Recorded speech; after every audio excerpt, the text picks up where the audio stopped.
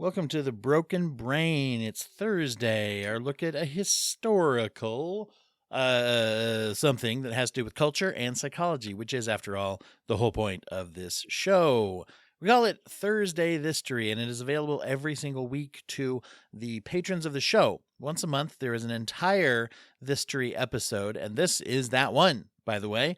This is not just a sample, which I sometimes remember to put up on the main feed. This is a whole dang enchilada. Enchilada? Well, that's a new. There's a new dish there. If anyone wants to call in now and let us know your recipe for enchiladas, and if you want to put an R on the end, and why. And today we're going to talk about cognitive behavioral therapy and the tie-in with a well-known film and Mr. Stanley Kubrick, as well as Mr. Anthony Burgess. Burgess or Burgess? I'm not sure. I've never heard it out loud before, so I'll try to alternate as we go through. A Clockwork Orange is a movie that had an effect on the perceptions of cognitive behavioral when it came out in 1971. That is when the film came out by Stanley Kubrick. You may have heard of him. He is known for many, many famous projects like Doctor Strangelove, 2001: A Space Odyssey, The Shining, Full Metal Jacket, Eyes Wide Shut, Barry Lyndon. I don't know that one. Sorry, diehard Kubricks. That's not one I'm familiar with. But who cares? When it became a film, it went into wider circulation and was better known, and so therefore I would say had a bigger effect on the perceptions. However, the novel itself, started stirring up some perceptions about CBT as well, and we're going to get into why that is. The movie came out, there you go. The movie came out 9 years after the novel, so that places it on March 17th, 1962, was when Anthony Burgess's novel, I think it's Burgess, A Clockwork Orange, came out. A dystopian satirical black comedy novel by English writer Anthony Burgess. It is set in a near-future society that has a youth subculture of extreme violence. That's the description you get if you just, look up on Google. There's a longer one on Goodreads. I had to go to Google to find the original publish date. You ever notice that? Y'all Goodreads users out there, you go and it's like, oh, what is the publishing date on this? And it says 2019. And you realize it's just the edition. And so you've got to go through a bunch to, but I was pretty sure it didn't come out in 2019. I know Kubrick was a creative genius, but I don't think he cracked the code on time travel yet. That was Rian Johnson with Loopers. We all know that. By the way, Loopers, one of the a great intersection of a great time travel science fiction film and also one with the most bonkers logic and rules around time travel. It's just buck wild, y'all, just if you've seen it. So that's your tangential fact for the day. There won't be any more tangents.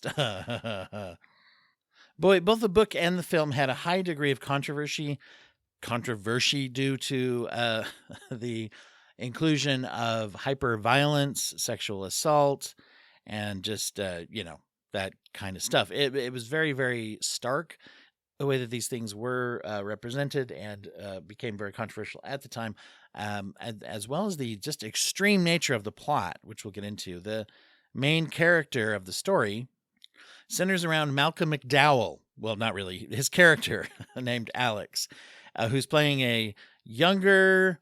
or older teen, young adult, and he hangs out with his gang, which are called droogs, and that gets into a whole thing about the language which this book is written in. We'll talk about that in a second. But they go around and just look for people to hurt and terrorize. They are being violent because they enjoy being violent. And this is a sort of subculture that exists in a near future, probably past by now, because we're in the future from then. One of the fascinating parts of the novel, and if you want to read something and you can stomach the violent nature of it, one of the things that kind of makes it worth reading in my mind, it's very well written, but the most impressive thing is the dedication to a whole entire new language. It's kind of a uh, I don't know what they used to call broken English, I guess, but it was based off of a whole new type of slang, which Alex uses in a first person narrative. That my understanding, Burgess based this off of Russian.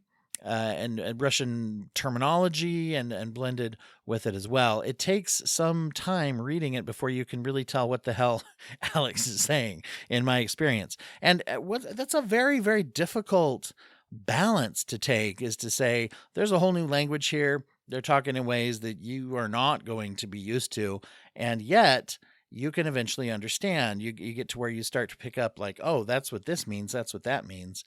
And so it's used as if the slang, was just basically that's the way people talk in that version of the future.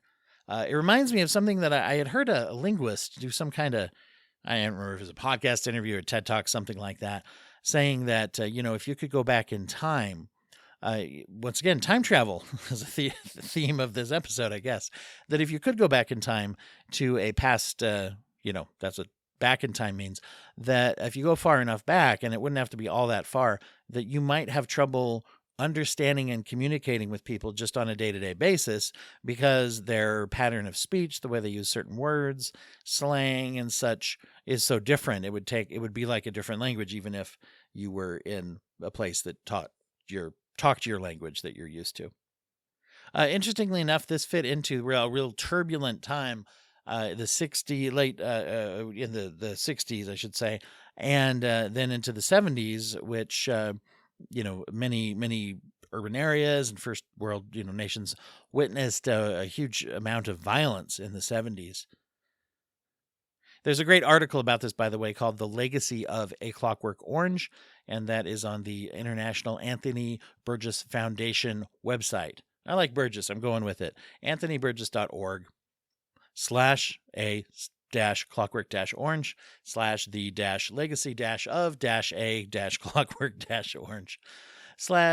no, just kidding. The whole bunch is there's a whole bunch of code after that. So if you look up "The Legacy of a Clockwork Orange" on the Anthony Burgess Foundation, you'll find it.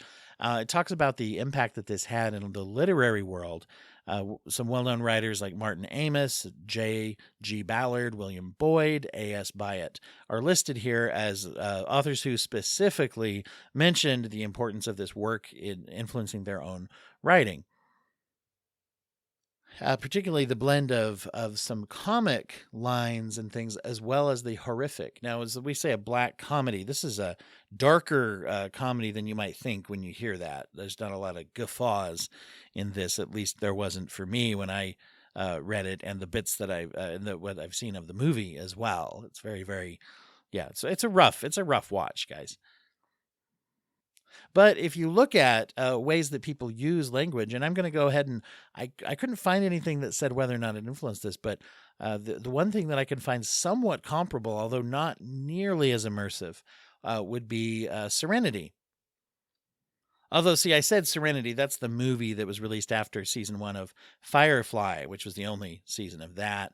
And Joss Whedon, as well as the other writers and creators of the show, they injected a sort of kind of a space western with an Asian fusion, both culturally and linguistically. It was also a way to get around the fact that these were hardened, tough criminal characters who would use profanity quite frequently, but they would use Asian phrases and words, or perhaps they were. I don't know if they were all literally real words or not. I haven't. Let's check that. Hang on. Okay, pause the recording and I'm back. Sorry, I had not anticipated that coming up. It just popped out of my brain, and I realized I had not researched that because I didn't know I was going to mention Firefly. But they do use some real Mandarin, particularly, looks like, phrasing. From what I've read, it's what you might call like kind of a broken Chinese, particularly Mandarin, I guess, is the most one that was used. I did find it also a subreddit where a native Chinese speaker said that they had an easier time understanding the English dialogue than they did the Chinese, because it was said, I guess, badly or mispronounced, or was not perfect in that way. And I don't know if it was meant to be or not, but it is interesting to see that device used. You might have seen that in other things. Call in now and tell me if you've seen made up slang and language. I will say one more thing is the TV show Red Dwarf, which was a sci-fi comedy. If you're a podcast listener, you probably know about Red Dwarf. And it they used the word smeg, which they took from, I guess, the underground punk scene and adapted some slang. And they used the word smeg based off smegma instead of shit or instead of other words. And they used it actually so often that they did get a warning from the TV censors that said, "Hey, you're leaning into this a bit much." So that inspired some things. Some of the other things that were inspired in film, apparently Heath Ledger portrayal of the Joker was modeled a little bit after Alex and the way that he would do things based off chaos for chaos's own sake. Bart Simpson has several times there he will say a quote from A Clockwork Orange, sometimes with a Cockney accent, apparently. I didn't remember that off the hand, but I was reading about this in this article. Quentin Tarantino has gone on the record to say that the scene in Reservoir Dogs where they play the song Stuck in the Middle with You, and Michael Madsen's character, okay, spoiler alert for Reservoir Dogs, hit the forward if you don't want to know, I guess, or if you don't want to hear it again. He cuts off somebody's ear in like a torture. I didn't leave a big pause there for you to go forward. Sorry. In sort of a torture scene, which also that character is the one who started the shootout at the I guess diamond store. I don't remember. Diamond store. That's it. I think it was a jewelry store. Diamond robbery or something like that was the premise. That was the MacGuffin of what they were stealing. And he's the one who just started shooting people. And so his out of control sociopathic, psychopathic tendencies were based off, again, A Clockwork Orange and the Droogs and Alex. You can also see the Droogs in Space Jam 2, whatever that was called, when they have an audience full of all Warner Brothers properties that they could cram in. Apparently the Droogs are in that audience. If you've seen that, yes, and can confirm. Weird choice. And and circling back to Bart Simpson, I will say I had forgotten this, but there's an episode as well where Bart undergoes the technique, the Ludovico technique that we're going to talk more about, that was used to try to quote rehabilitate. I don't know who I'm quoting. Rehabilitate Alex and take away his violent tendencies, and that is where we see this start to influence the way that people thought about cognitive behavioral therapy. So, in the story, Alex, and by the way, this is spoilers, I guess, for a story that came out in the 60s. So go read it if you want. Hit pause, go read A Clockwork Orange and watch the film, and then come back if you want me not to spoil it. But it's pretty well known. And looks very horrific on film. What happens is that Alex is apprehended, and instead he's taken for a secret experimental technique where they put little metal hooks that hold his eyelids open, and there's kind of a drip, drip, drip eye drops, so I guess his eyes don't dry out.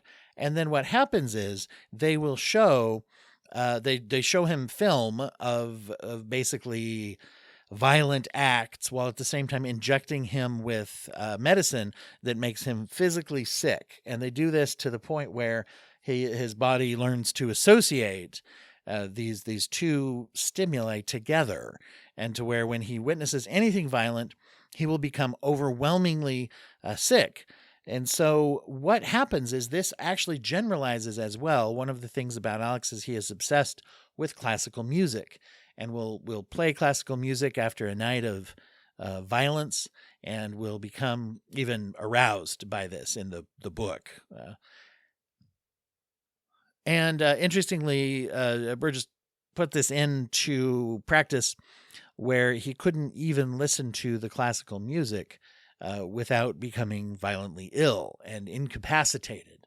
Now, what happens to Alex after this is that he is subject to street justice, if you will, because they just turn him loose. They basically just kick him out. Maybe he escapes. I don't remember that part. Anyway, he gets away from these people one way or another, and he's out on the streets, and he runs into people who, recognize him, and they don't have nice feelings. He doesn't have a lot of friends out there in these streets, and they beat his ass when they see him, try to kill him in many cases. And he has a very difficult time surviving because violence, the presence of it, the witnessing of it, and certainly there's no question in his inability to engage in violence, even in self-defense. Now, he's such a terrible person that you're able to stomach the violence against him way better than the rando violence that he and his droogs like to inflict on innocent people as well as other roving street gangs. And so when the roving street gangs, for example, who are his rivals or his victims come across him, they can do what they like, basically, and he's not able to defend himself. And the idea behind this is this thought process, of course, like a lot of sci-fi, has to do with controlling people and trying. Interestingly enough, that's also at the end of spoiler alert. Flip forward, the end of the movie Serenity, based off Firefly. The plot is all about trying to control people, and you see that a lot in sci-fi. So trying to control people, and this is also all good sci-fi and thoughtful sci-fi, in my opinion, is a playground for morality. That's my take on sci-fi, by the way. Is like, okay, here's a new world, here is a new tech, here is a new something, and we're going to build the story. The best sci-fi stories are built around an individual who has to confront the sort of ethics or morality, or basically how is this used. And that is very much what A Clockwork Orange is about. The name has to do with, there's a point where Alex is actually taken in by a philosopher advocate who is aware of this procedure and believes that it is morally wrong to do this to other human beings. And he's written a treatise on it called A Clockwork Orange, which is a paper, that exists within the book, obviously. And basically the idea of a biological, being or entity being forced into being reprogrammed like a computer. And there is a time at one point where Alex, following some horrific act or something towards him, he yells out loud after having read this paper or seen the title anyway. I assume he's not a big reader of academic scholarship, but he yells out, "Am I to be forever a Clockwork Orange?" So there he identifies with that. Incidentally, to twist the morality of this story just a little bit,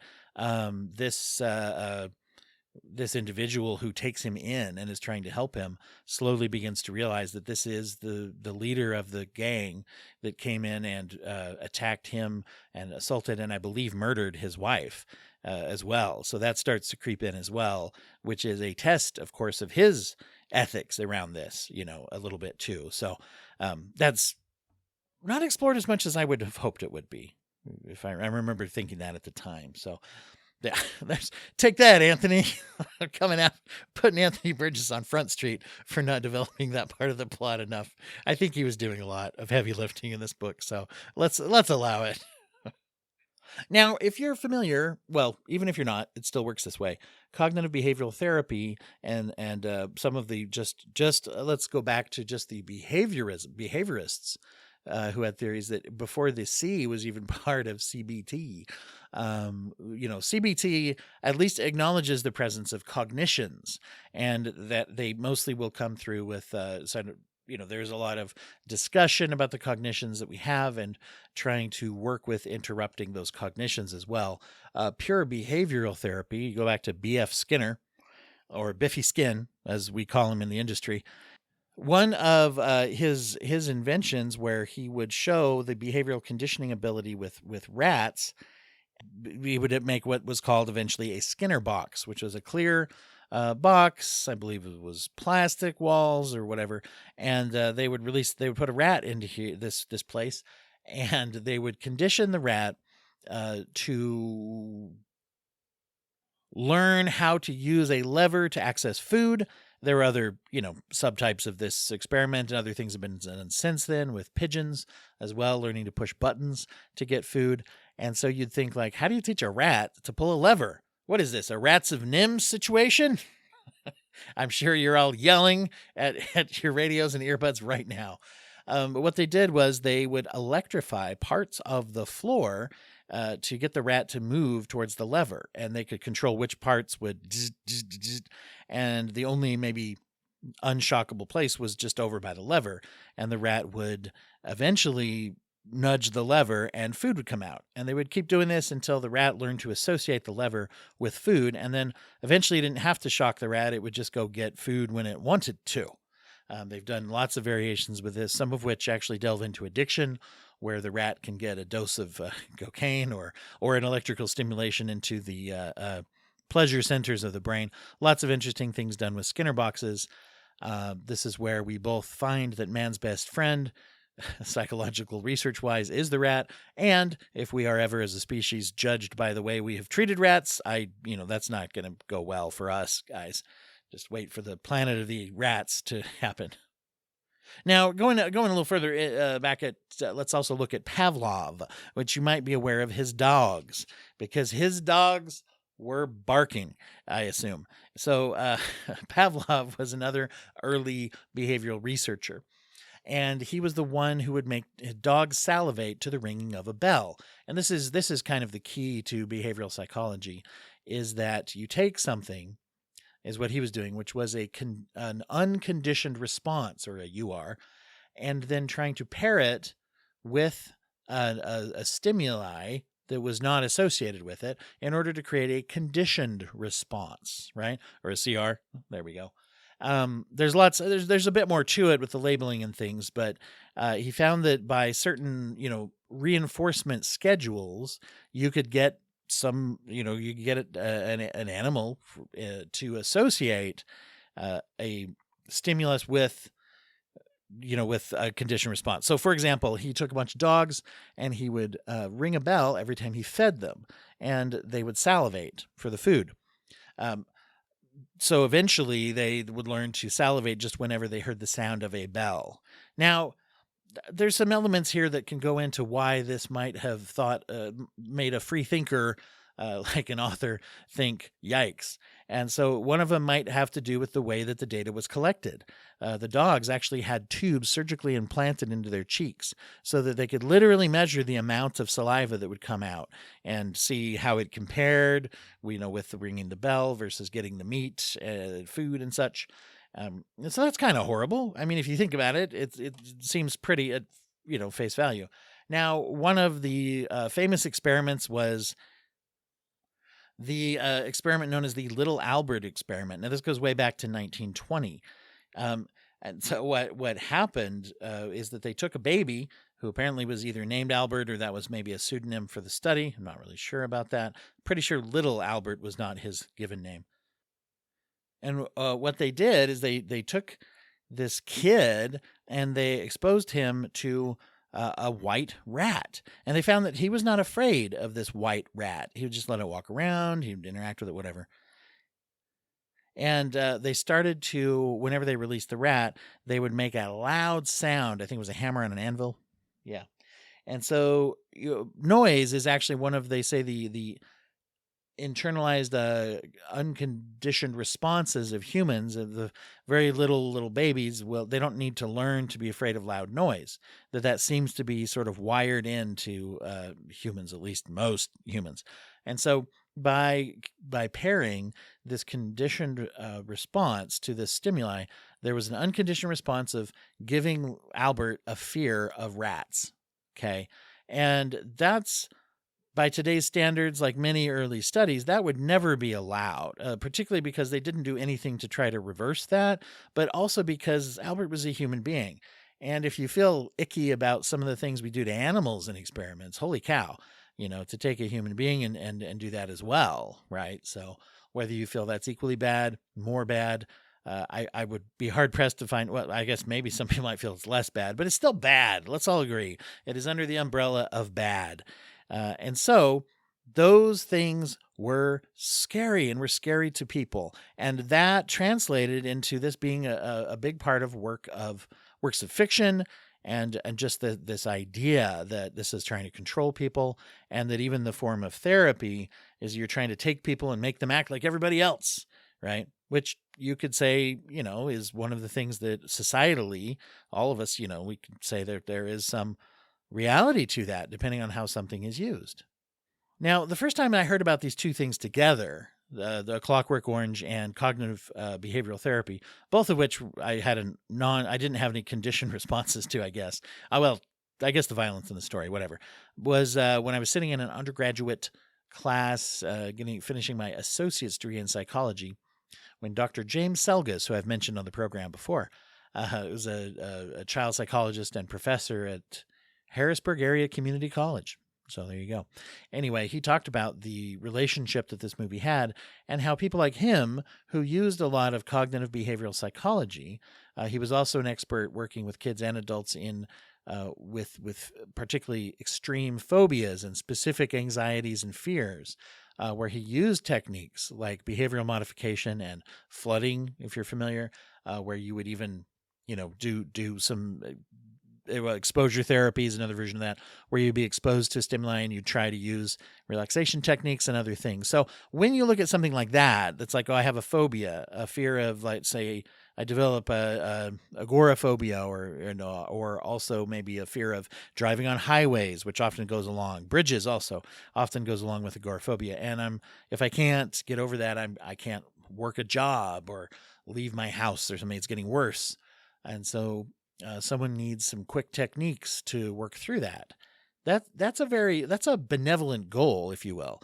And the things that you're being taught, are you being taught to elicit a more relaxation response, or to distract, or in some cases suppress, I guess, the fear until you're able to condition yourself to face that, and that it loses its potency. And these all have roots in behavioral psychology. And so he was frustrated, having been working around the time that this came out. He saw firsthand that many people became worried about this, and that some people actually didn't want to engage in therapy because of things like this. He particularly looked at A Clockwork Orange. And so as I dug into it for this episode, I found that a lot of people have talked about this online. You can give it a Google, or you can go to some interesting places. I mentioned even the article in the website that was set up for Anthony Burgess and his legacy, very, very pro Burgess.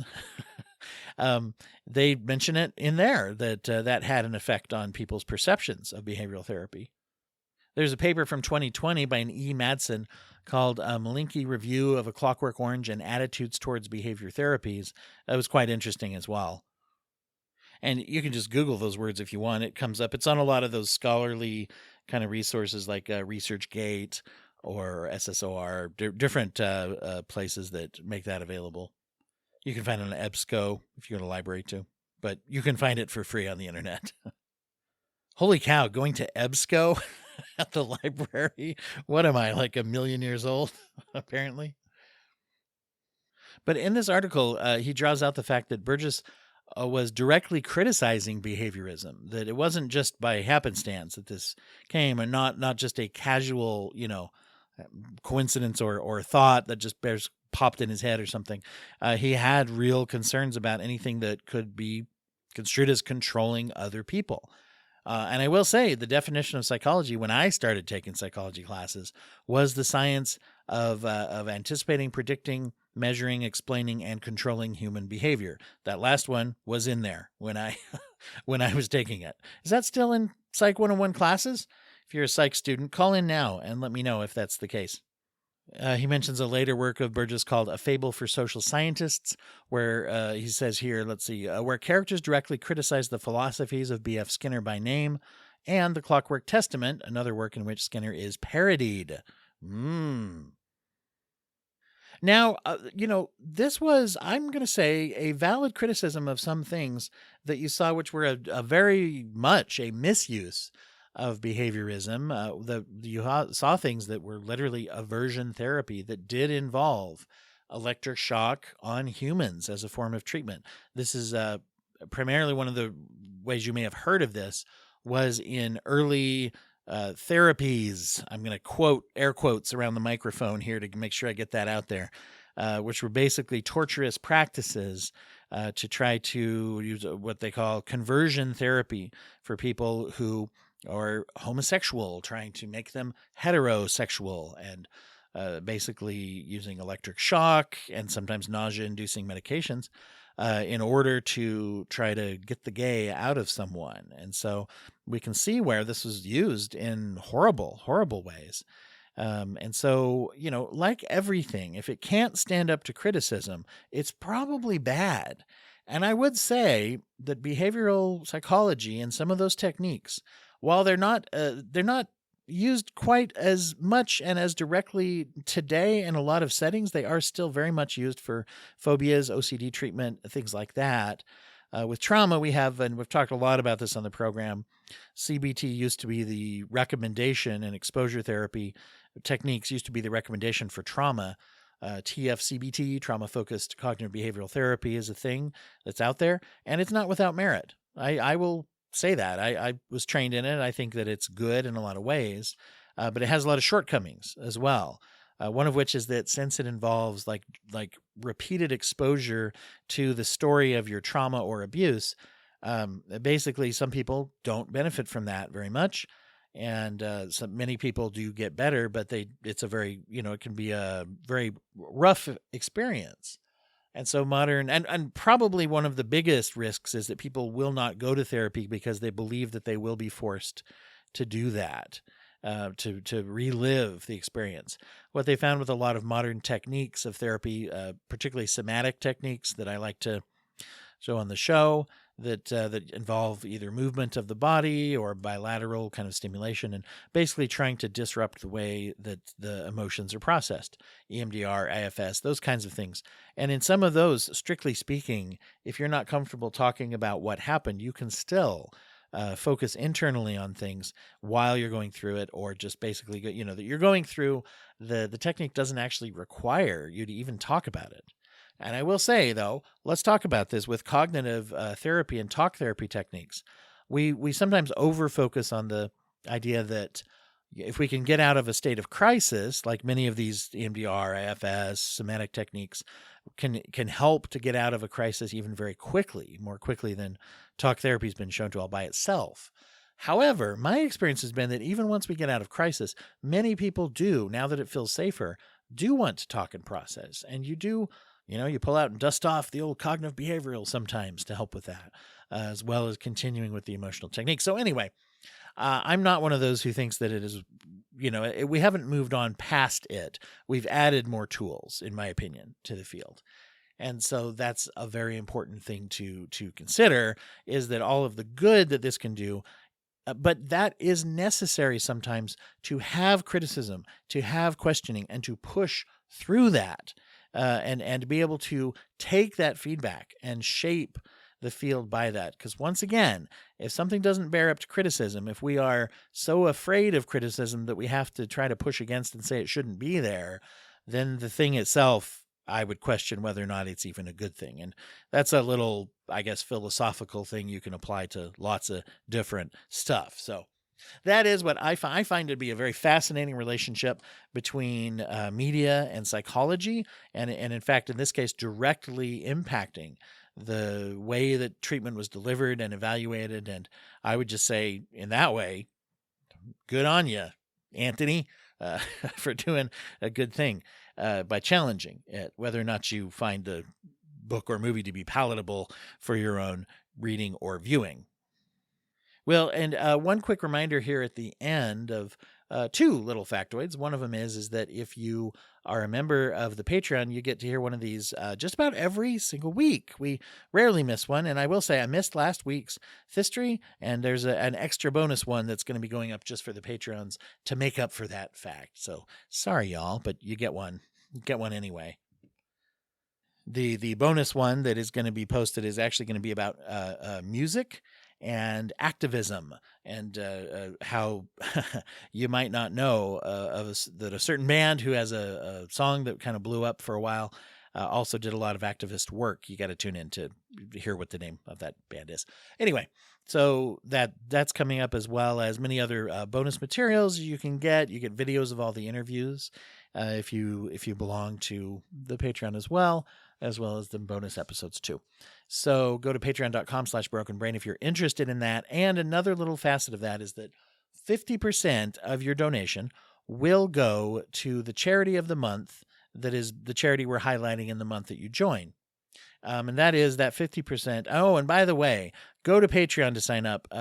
Apple has an option to sign up through Apple, but you're going to pay a certain percentage more, and that percentage just goes to Apple. They've decided that they are the middleman for that process, and that you can do it through them. So you can still go to patreon.com and sign up directly there. It will cost you a little less, and it will benefit both the show and the charity exactly, as much as if you do it through Apple. So that's just a little something for the consumer to know about.